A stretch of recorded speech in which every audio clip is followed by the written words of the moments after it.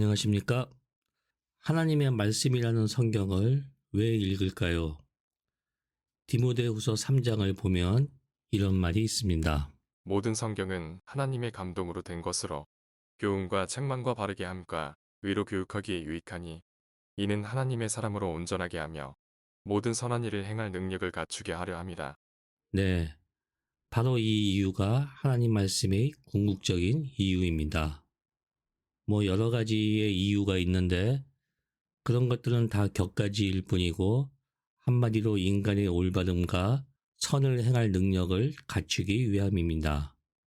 그 격가지가 믿음, 순종, 영광, 구원, 은혜, 율법, 사랑 등등인데 이런 것들은 어찌 보면 종교적인 장치로 인간의 올바름과 선을 행할 능력을 갖추기 위한 일종의 다양한 종교적 표현입니다. 그런데 본질은 다 놓치고 격가지에 매달리는 것이 오늘날 대부분의 교회가 처해 있는 현실이 아닌가 생각합니다. 깔끔하고 명확한 이유를 성경이 답하는데 온갖 추상적인 단어만 가지고 이리 굴리고 저리 굴리고 마치 죽은 아이 불알 만지는 꼴이라 할 수 있습니다. 모세 오경을 히브리 말로 토라라 합니다. 토라는 우리말로 가르침 또는 교훈이라는 뜻입니다. 즉 모세 오경의 목적이 가르침 또는 교훈이라는 말이죠. 디모데후서 3장의 말과 같은 맥락입니다. 모세오경을 바다를 가르는 전지전능한 하나님, 뱀이 말을 하고 선악과를 따먹는 이야기, 불뱀이 하늘에서 막 떨어지고 나귀가 말을 하는 등 이런 것을 액면 그대로 받아들이면 이는 유치원생하고 똑같은 것이죠. 이런 이야기를 통해 말하고자 하는 의도, 목적, 본질을 탐구하여 알아야 하는 것이 교훈이고 가르침이란 것이죠. 성서를 차분히 읽어보면 우리는 하나님에 대해 정확히 알 수 없으며 신의 속성상 하나님은 전지전능하나 전지전능한 존재는 아닌 것 같습니다. 오히려 하나님은 인간의 반역과 타락에 영향받는 존재로 그려집니다. 왜냐하면 유대인들이 하나님께 돌아올 것을 요구받을 때 하나님이 전지전능하기 때문에 순종해야만 하는 것이 아니라 하나님도 상처받을 수 있는 존재이며 우리의 도움이 필요한 존재이기 때문이라고 성서가 증언하고 있기 때문입니다. 예언서 전체를 보면 힘센 남편이 아내를 통제하지 못하는 비유처럼 하나님은 분명 이스라엘보다 힘이 세나 이스라엘의 사랑이나 행동을 강요할 수 없음을 드러내고 있습니다. 배반당한 남편이 젊었을 때 아내에게 받은 열정과 사랑을 기억하며 고통을 느끼는 것처럼 하나님도 지금은 사라져버린 이스라엘의 충성에 대해 말할 수 없는 고통을 느낀다고 성서는 말하고 있는 것이죠. 이러한 모든 것이 가르침이고 결국 인간의 참 올바름과 선을 행할 능력에 대해 말하고 있는 것입니다. 아버지는 가족 내의 질서와 순종을 중요하게 여기고 자식에게 요구합니다. 그러나 그게 핵심은 아니죠. 핵심은 아버지가 또는 어머니가 자녀에게 느끼는 애정입니다. 이 애정은 자녀가 잘되기 바라는 소망과 그렇지 못할 때 느끼는 고통입니다.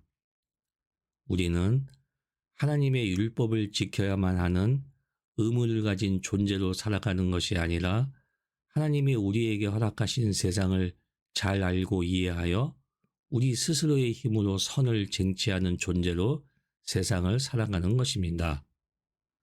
따지지 않는 순종은 결국 인간의 자연적 능력을 정지시킬 것을 요구하며 인간을 기계로 만들어 버립니다. 인간은 사색하지 않는 기계가 되어서는 안 되며 하나님도 그런 인간을 원치 않으십니다. 하나님은 인간을 하나님의 형상대로 지으셨고 인간에게 피조물의 이름을 지을 자유도 주셨습니다. 말과 생각의 자유뿐만 아니라 하나님은 에덴을 경작하고 땅을 채우라는 행동의 자유도 주셨습니다. 인간의 자유는 하나님의 기쁨처럼 보였지만 이 자유가 인간을 악으로 이끌었을 때에도 하나님은 인간에게 자유를 주신 것을 후회하지 않으십니다. 성서에서 제시하는 인간의 최고 영광은 인류의 악행에 맞서는 인간의 자유입니다. 심지어 하나님과도 맞서지요.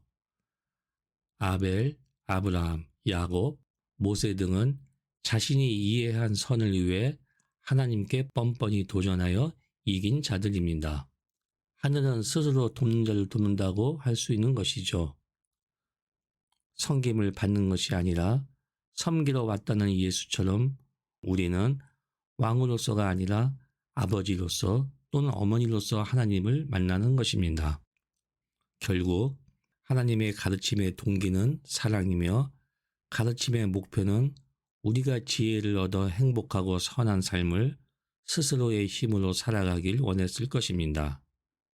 우리가 바로 설 때 아버지, 어머니의 사랑이 헛되지 않을 것입니다. 우리는 이런 삶을 하나님의 영광을 드러낸다고 표현합니다. 또 다른 표현으로 하자면 하나님의 신실함을 믿는 것이라 할 수 있습니다.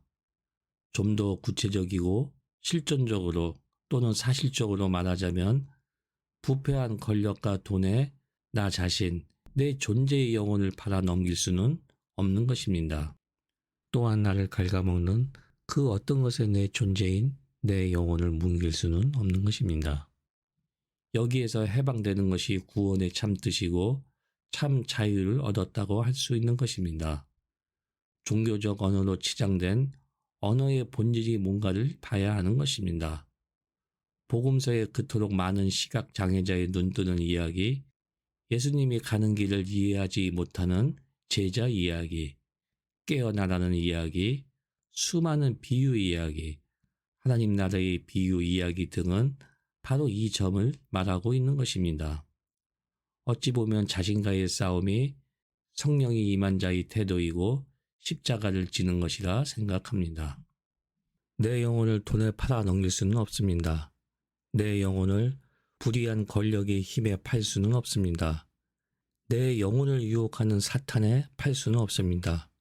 제가 마이크를 앞에 대고 나팔을 불어댄들 내 영혼이 바로 서지 못하면 무슨 의미가 있겠습니까?